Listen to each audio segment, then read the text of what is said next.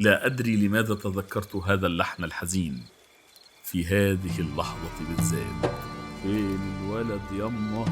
قالت نسي أهله.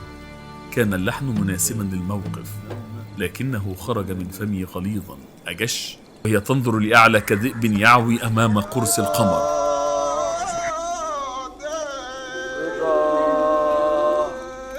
إنه نفس الصوت الطويل كالنحيب المدوي.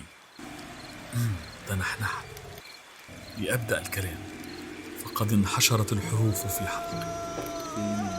قلت وأنا أرتكب: ماذا تفعلين هنا أيتها الفتاة؟ وهنا التفتت لي